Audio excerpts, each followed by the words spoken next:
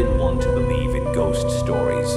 I mean, yeah, I get freaked out by horror movies and I'll pass on going to a haunted house. But real, actual supernatural stuff? Nah. That was until I had to live through it. So, a few years back, I was broke and desperate for a place to stay. A friend of a friend was renting out an old house he inherited. It was big, creepy looking, and way too quiet. You know the kind, right? The kind of house that makes you feel like you're always being watched.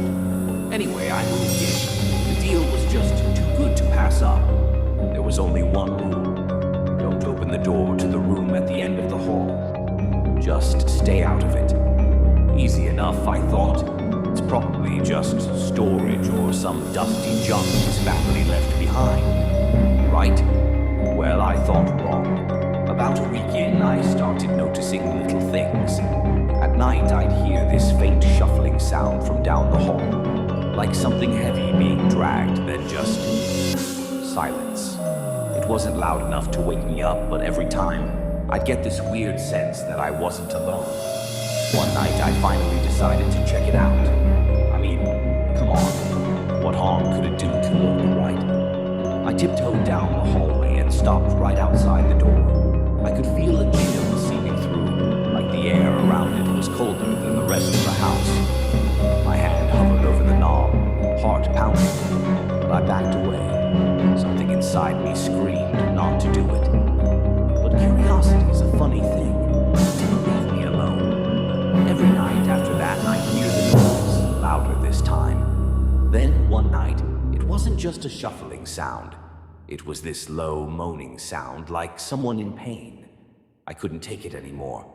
I grabbed a flashlight, twisted the knob, and pushed the door open.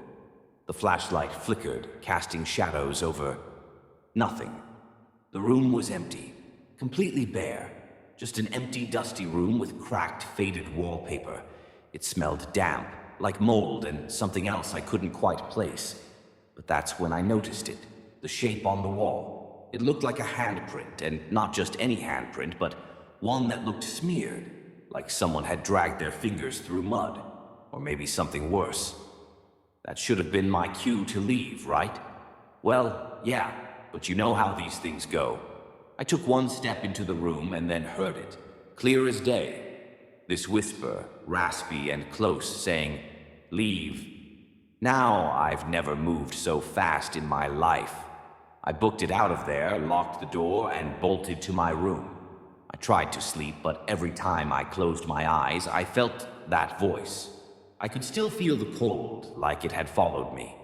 The next morning, I packed my stuff, called my friend, and got out of that house.